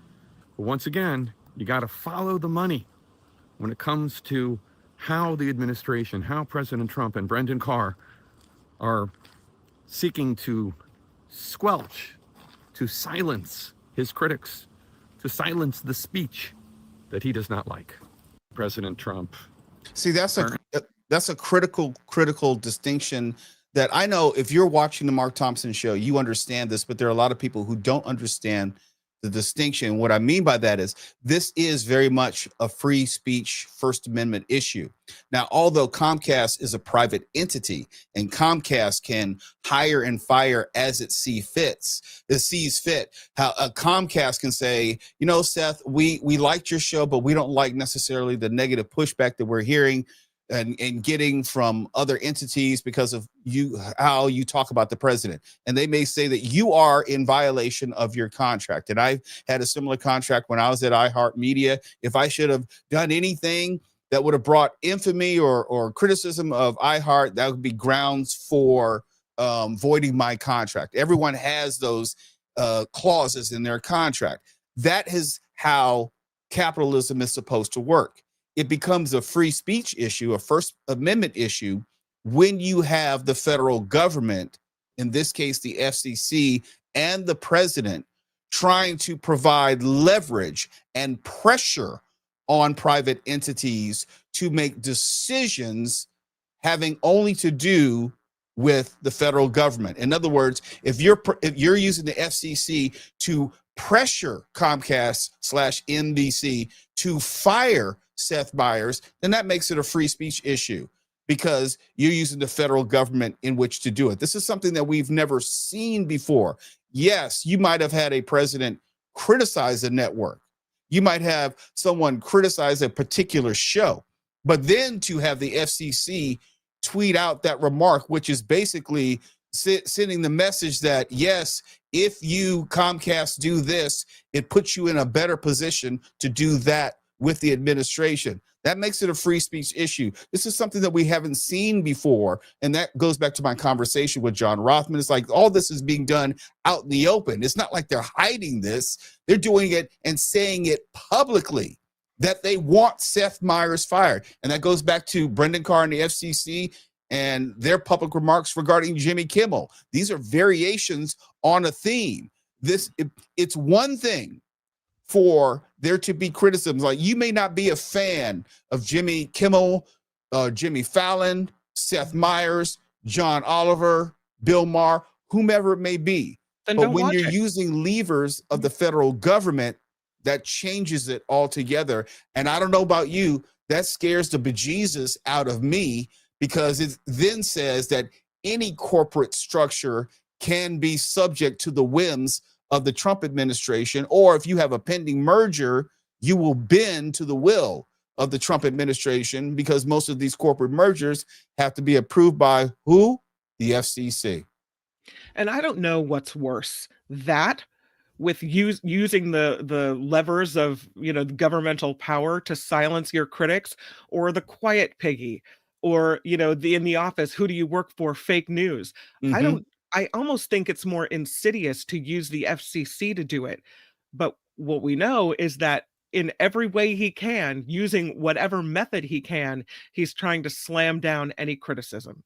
Well, he's also called for the revocation of the FCC license for ABC. So it's more than just calling and delegitimizing ABC as fake news. He is actually working to exclude ABC from the criticism of the Trump administration. This is more than just the quiet piggy remark. It's more than just the insults. It's more than just trying to say that all traditional media is somehow fake if they criticize. He is actually taking steps to thwart them from reporting on them. That goes back to also the Pentagon and weeding out those journalists who might report on anything which is going on in the Pentagon. And they had to sign this pledge, this agreement, not to report on anything unless it's been approved by the Secretary of War, Pete Hegseth. It's a continuation of a theme. And I don't know if people are recognizing that this is not how it's done. For as much as we talk about free speech, and they use it in the wrong context, this is the absolutely correct context to use it, because the federal government is coming down on networks and individuals who may criticize the Trump administration. I'm feeling more and more distressed. I don't know when we cross over to, and mind you, we're still in the first year of this, right? We have got 3 more left. When we cross over from, do we have 3 more years of this? I mean, if everything goes as planned, I don't know if we can continue on this trajectory in a societal sense. This amount of chaos and violence which is coming out of the chaos. I don't believe this man's health is going to hold up for 3 years. I don't know if MAGA is going to hold up for 3 years, given the Epstein revelations which are about to come. So I'm not going to just concede he's going to be in office for 3 years, because there are too many things which are happening which are working against this president lasting 3 years. Even though I'm a cynic, I don't believe that the Republicans are going to grow a conscience or anything. I just believe that the health and Jeffrey Epstein are just 2 variables that he can't control. Gregory writes, he can't silence artists and musicians and comedians in the internet era. Broadcast TV is dying. I would argue that if you looked at the people that came to the dinner last night to wine and dine the Crown Prince of Saudi Arabia, the people that are donating Paramount. Exactly. The people that are donating also to the ballroom, the people that donated to the inauguration committee, the people that were invited to the crypto dinner recently, all of them include those big tech bros, Greg. So I don't know. In the internet era, there are still people that can be, bought, pressured, given favors And so you may see, as we have seen here on YouTube, a change in algorithm, a change of what is presented to people to watch. And it's all over the place. So I don't know that the internet can't be controlled either. It can't necessarily be controlled, but it can be manipulated in a way which people can have less of a voice and others can have more of a voice. And when someone suggests that the internet can't be controlled, I look at people like Mark Zuckerberg and Jeff Bezos. They're doing a lot of controlling on the internet in various ways. They're controlling also the views of like the Washington Post. You have Patrick Soon-Shiong out here who owns the Los Angeles Times. These billionaires are controlling in many ways what is going out on the internet. Now, they may not control individuals and what I may say or what you may say on your accounts, but they are very powerful in impacting what you may see from individuals like me or Kim, or what your post may say, or how wide of a reach your post may or may not have. So yeah, they may not fully control the internet, but they are definitely fully trying to involve themselves in the manipulation and flow of information on the internet. Cindy throws down 10, says, always want to know the definition of affordable housing. Rarely is it for income under 50K. Thank you, Mo. Great sub for Mark and Kim always. Oh, thank you, Cindy. Appreciate that. Thank you, Cindy. Yeah. And your comment is a good one as well. What is affordable housing, and does it differ from place to place, right? Charlene throwing down $10 super stickers. Charlene, thank you, thank you, thank you. And I don't understand this one from Richard Delamater, a couple, and he says, I'll make a $15 donation if Mo dresses crunk. I don't know what that means. I don't dress crunk. So, but I don't know what that is. Yeah, it's a style of dress that is much younger and much more inappropriate. Oh, I'm not going to keep it crunk, as they say. No, I like the blazer. I think that looks very nice. I'll take that. That's as far as I'm going to go. I mean, you might get a tie, but I try to dress my age. I'm not trying to impress anybody. I don't. No. No. Thanks, Richard, but no. Uncle Jim says, if Trump thought he could get away with regulating the internet the way the Chinese government does, I don't think he'd have any compunctions. He would in a heartbeat. That's part of the reason right now he's trying to control the flow of information and calling ABC fake news and throwing people out of the White House press corps, not allowing certain questions to be asked. He wants to control that flow of information. And as best he can, he's trying to do that. Now, he can't control everything, but I agree. He's doing as much as he can. Yep. You want to do some... Oh, you know what? I think Belinda Waymouth is going to be here in a minute. Yes. Do you want to do a little bit of Law and Disorder before she comes? Yeah, let's do a quick bit of Law and Disorder. Okay. In the criminal justice system, the people, pimps, addicts, thieves, bums, winos, girls who can't keep an address, and men who don't care, are represented by two separate yet equally important groups. A cop, a flatfoot, a bull, a dick, John Law, you're the fuzz, the heat, you're poison, you're trouble, you're bad news. These are their stories. Mo, the first story in Law and Order, do you remember this former Alaska Airlines pilot who took some mushrooms and was allowed to sit in the jump seat in the cockpit and tried to cut the engines mid-flight? You remember that guy? Yeah, he said he was like hallucinating, having a bad day or something. Yeah, he thought he was dreaming. Yes. Yeah, there's more than 80 people aboard that plane, and he was could have been convicted for attempted murder of all of them, but instead the judge sentenced Emerson to time served and supervised release for 3 years in a hearing in Portland, Oregon. The federal prosecutors had asked for a year in prison. His attorneys sought probation. Looks like that is what they got. The judge said, and I quote, "Pilots are not perfect. They are human. They are people, and all people need help sometimes." Mo, there were 80 people aboard that plane. We're not perfect means what? It means, yes, he should get some sort of help. He should get some sort of psychological help. But there is something to be said for being punished for what you did. And what he did could have led to the death of at least 80 people on board. and who knows of how many people on the ground if he were successful. I don't understand how we can't separate the two and understand that, yes, he is a person. Yes, he was struggling, but also he was under the influence of an illegal substance, and he almost took the lives of some 80 people. And that in and of itself needs to be punished. It doesn't mean that you can't have compassion as well as punishment, but you still need to have punishment for what he did. Otherwise, there's really no deterrence as to not doing it again or someone else doing the same. Now, I don't know. Has he lost his pilot's license? Has he lost the ability to work as a pilot in the industry? Beyond this, that's what I would want to know. And if he hasn't at least been sanctioned in that manner, then I really have a problem with this ruling. So I think all that happened earlier in his journey. This is just the legal outcome. I sure hope so. But I certainly think that he wouldn't be employed as a pilot anymore. I don't think you can take substances like that and then have them say, sure, fly a plane. Well, I didn't think prior to this story that you could take substances, fly a plane, and try to crash a plane and then not go to prison for any significant amount of time. It's flabbergasting, I'll tell you.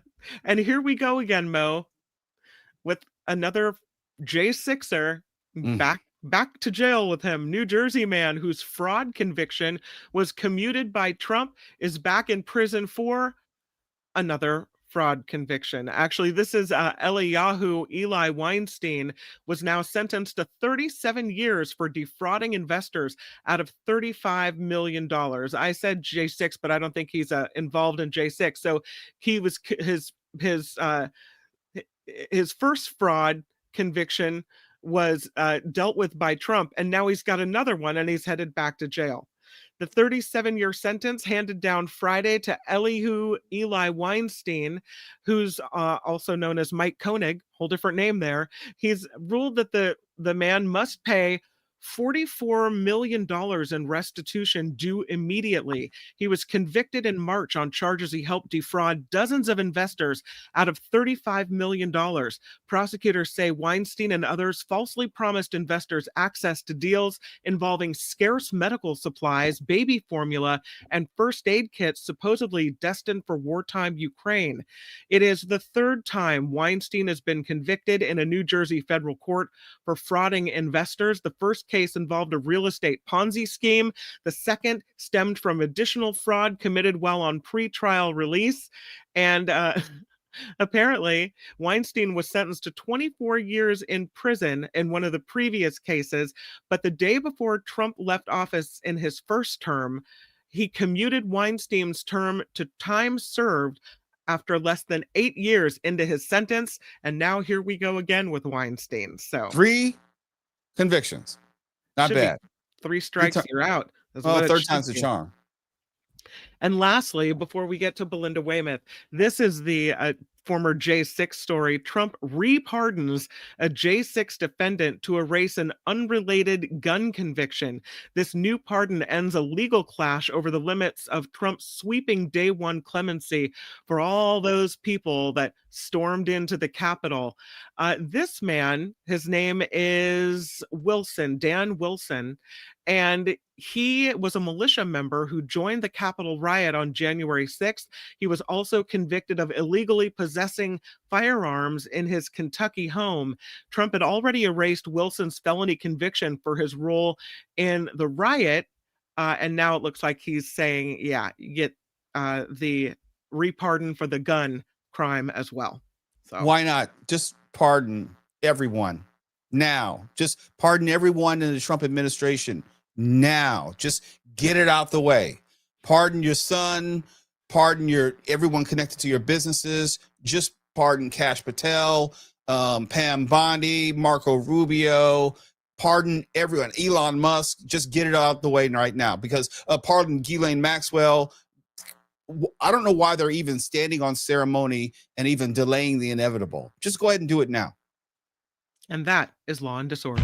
Tune in again next time for more Law and Disorder on the Mark Thompson Show. All right, that's it. Let's roll. Hey, let's be careful out there. And The Mark Thompson Show. And I know our eco-journalist Belinda Waymouth has joined the party. Belinda, how are you today? Here's Belinda. Hi there. Hi. I'm really well, thanks. How are you doing, Mo? Nice to see you. I'm concerned. I'm glad to be able to talk to you, but I'm concerned about the world we live in. I'm concerned about this country.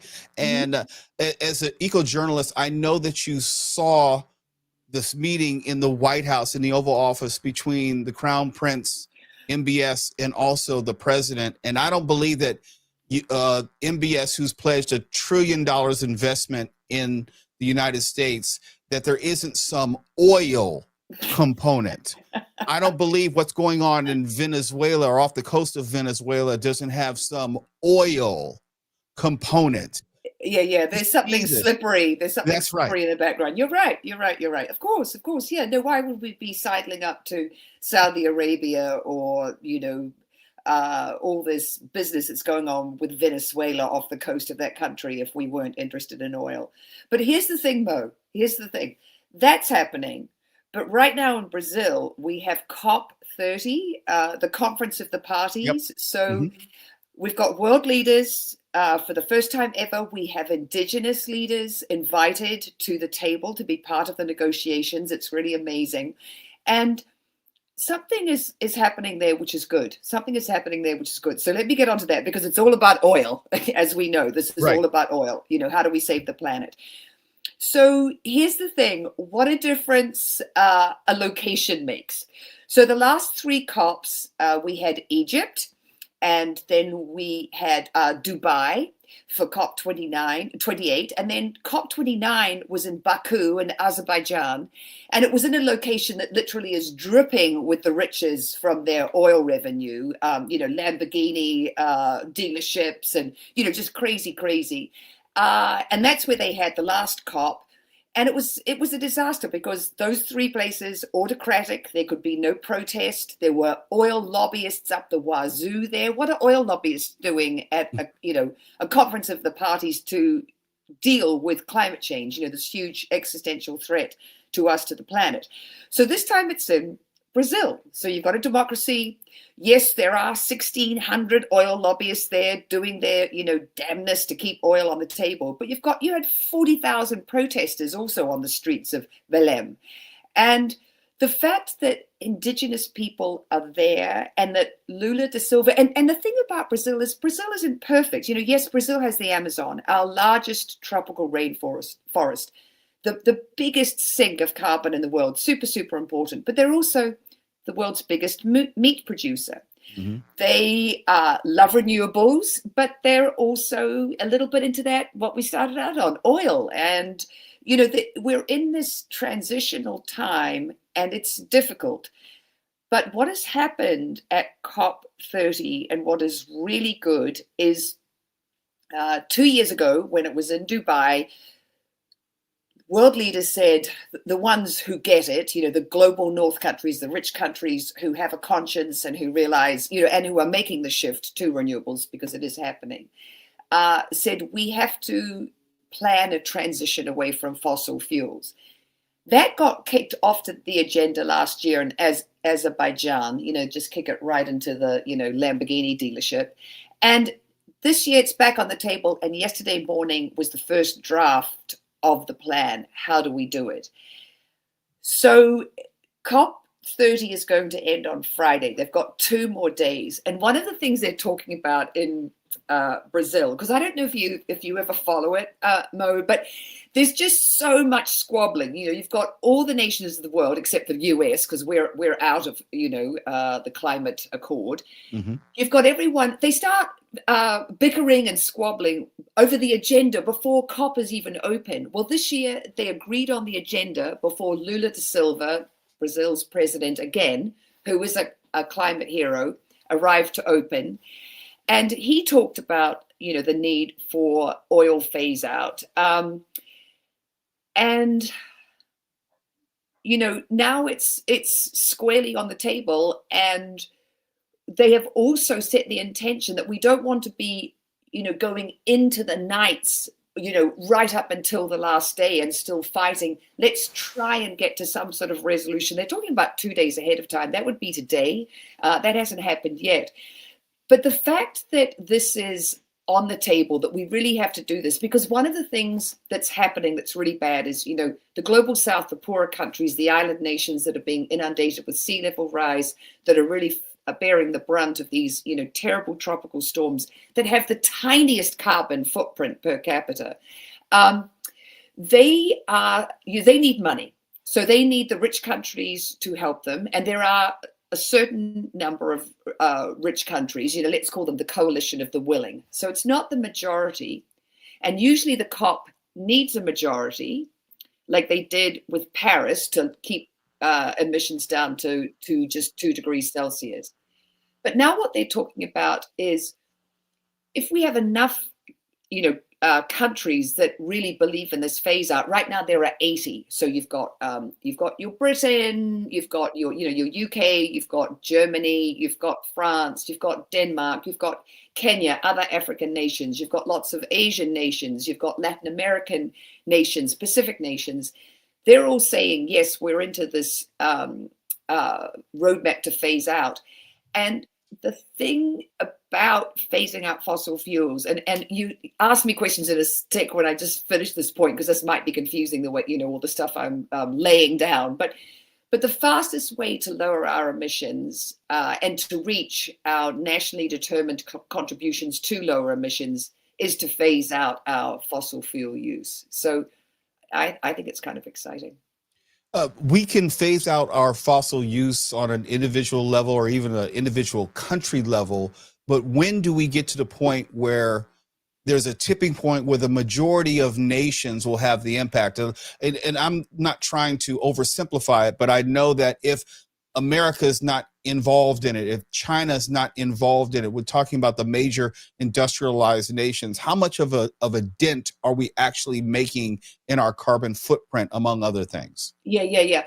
Well, it's a good question, because here's the thing. Obviously, it's different for every single country. And I sent this to Tony. Thank you for putting it up, Tony, because it shows you where we were headed with our carbon emissions. They were on a trajectory upwards. And then in 2015, when we had the Paris Agreement, we actually turned the curve into a downward pathway rather than the pre-Paris pathway. We were heading to 3.8 degrees Celsius of warming.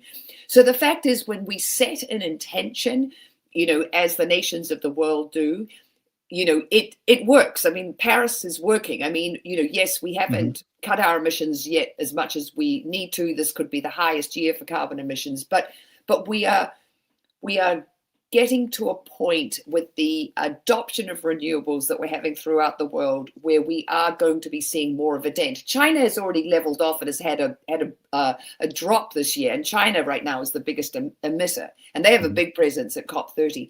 The thing is, it's not going to be neat and tidy, Mo. It's going to be messy, because every country is in a different situation economically, geographically. What is their reliance on energy? Are they committed to using coal to industrialize and to bring their populations out of poverty? Everyone is at a different stage.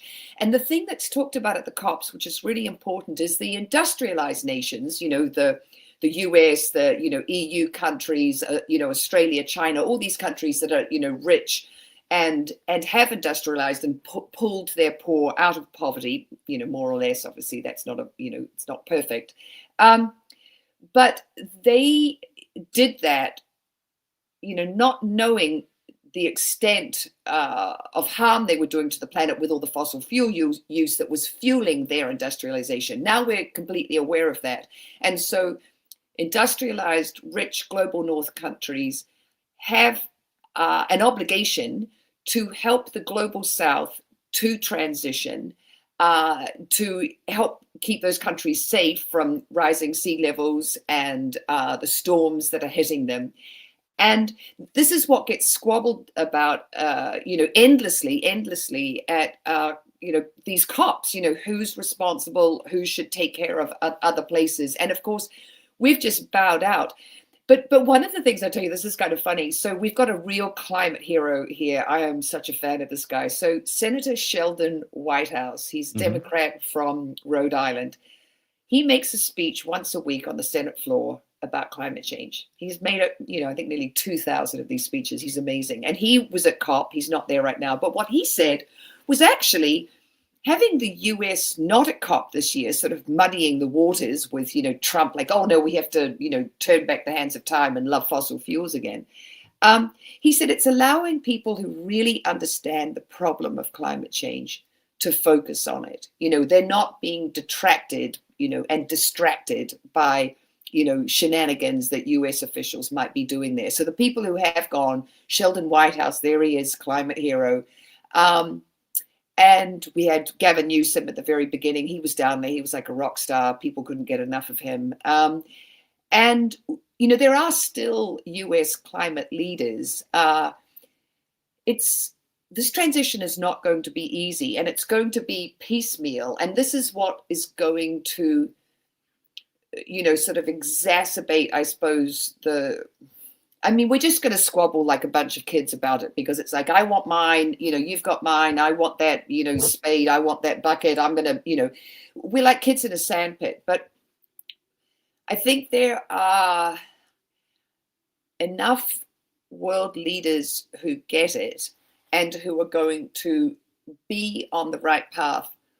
Whatever the US does with Saudi Arabia or other allies, because this week we had Chris Wright, he's our energy secretary. He's never been a politician. He's been a lobbyist and an oil guy. So what's he doing? He's making deals with the government in Greece to allow oil exploration in the Ionian Sea. Greece is really, I don't know why. Obviously they need the money, but ExxonMobil is going to go in. The Ionian Sea is a biodiversity, it's a beautiful, beautiful biodiversity area. It's just west of the island of Corfu, super important for Greek tourism. I think really dumb to allow a big oil giant in there to start drilling.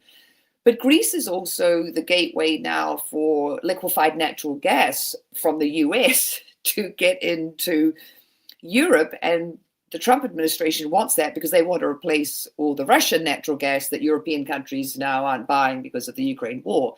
So we're going to be having stuff like that happening on one hand. But on the other hand, there are going to be world leaders doing the right thing. And as we saw with the Biden administration, we had a term of Trump, we had a term of Biden. Biden, while he was in office, created the biggest, there they are, ExxonMobil. He created the biggest fund for renewable energies, for transitioning, for climate resilience, the IRA, the Inflation Reduction Act. It was amazing. Now, yes, Trump is turning it, back the clock on that and stopping projects. But, the next climate literate president that we have, and listeners, we need a climate literate president. So, vote accordingly, will get us back on track again. And it's the push me, pull you. It's crazy. Anyway, yes, jump in, Mo. Let me jump in because I'm curious, because you say a climate literate president, that presupposes that there is someone in the offing, someone who might be on the horizon. I say this as a gentle pushback. I'm not so sure the Democratic Party is as all in on renewables or fighting climate change as a party platform as they were 4 or 6 years ago, if only because they're trying to retake power. And they know, as far as a message, the climate message that they have been sharing has not been received nationally or embraced as much as they might have hoped. And I wonder whether the Democratic Party, here's the question, is the Democratic Party pulling back? And are we getting ahead of ourselves and assuming that we're going to have a climate literate president, Republican or Democrat, in 2028? Or are we looking at 2032? Well, here's the thing. Good question. And what Gavin Newsom, who I think, is going to be a contender for the Democratic Party, what he said last week at the beginning of COP, he said, we really have to change the narrative in the way that we talk about climate change. And it's also what Bill Gates said, you can't talk about, disaster, the sky is falling. Talk about it in economic terms, because what do people respond to? How did they vote in the elections that we had last Tuesday? People voted because they voted for the candidates who made economic sense to them. They're hurting economically. Climate change is going to hurt Americans and all citizens of the world even more. So if Democrats can really change the narrative and really get it to be about this is what makes economic sense, this will create jobs. We need to be ready for what's coming. We need climate change resiliency. We need to make sure we protect our infrastructure, our houses, our food supplies. This is all economic, super survival important stuff. And it's really the way that we need to talk about climate change, because we're seeing, the bill, Superstorm Sandy, which when it struck the eastern seaboard, so New Jersey and New York mostly, the tiny little bit of sea level rise that they'd had there, just a matter of inches. They say there was a report that came out last year that showed that the small increment of sea level rise that has already happened raised the damage bill by $8 billion. So we need to have leaders who can talk about the financial aspect of it, because people really respond when their wallets are being hurt. And I just have to say this is a little plug for Pete Buttigieg. And I've got a little crush on Pete, because years ago I heard him talking, and he was talking about farming and how soil is really important with climate change, because it's a carbon sink. So if you take care of soil properly, it will sequester carbon out of the atmosphere and hold it in the soil. So yes, oh, nice one, Tony. Look at you. Thank you. That's great. Now now we've got the verification of my my factuals. But I was really excited to hear a candidate, and that was when Pete was in that big field who were vying to be the leader of the Democratic Party for that election, and I thought it was so cool. I was like, oh, Pete knows about carbon sequestration with soil. So that's what I mean by climate change literacy, understanding the science, but also really being able to put it in palatable, meaningful, ways in the narrative, and for it to be part of their platform. Like, we're going to make us more resilient, stronger in the world, protect Americans economically. There's my man, Pete. So, well, let me ask this. Okay, you ask, and then I'm going to tell you a little thing about Republicans. Sure. You name checked Gavin Newsom. You name checked Pete Buttigieg. You name checked Sheldon Whitehouse. Is there anyone else out there that you would like possibly to have a larger profile or prominence on this issue as we move into 2026 and 2028?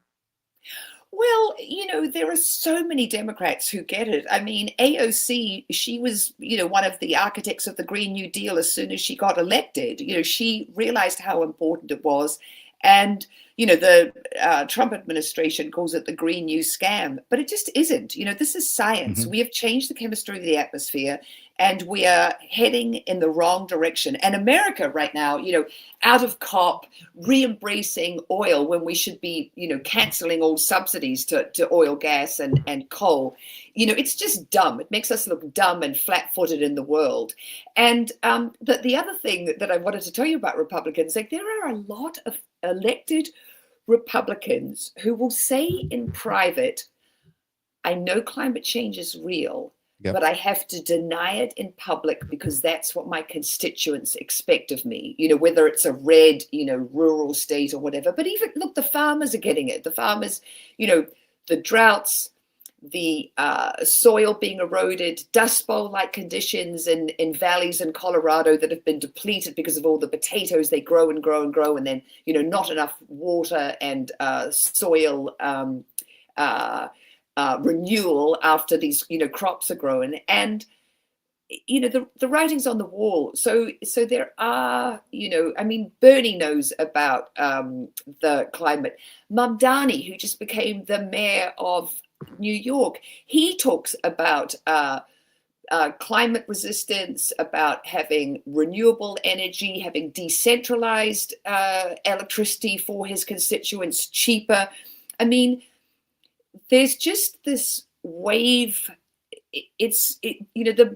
The boat has left the port. This ship is sailing, and right now the US looks foolish on an international level because it's sort of clawing back and trying to hold on to, basically dinosaur fuel. And that's what, fossil fuels are. Dinosaurs that, died millions of years ago and decomposed and, became, the fossil fuel deposits that we have in the soil. But it's dinosaur thinking. And I'll call Trump a dinosaur because I think it's, it's idiotic. And it's sort of this, how they say that elderly people can have a last gasp at youth, when you see some, older, gentleman or woman who's, dressed, way younger than their years. Well, it's sort of like we're having a last gasp, love affair with fossil fuels, but it's, it is a last gasp and quite literally because, the pollution it puts into the atmosphere,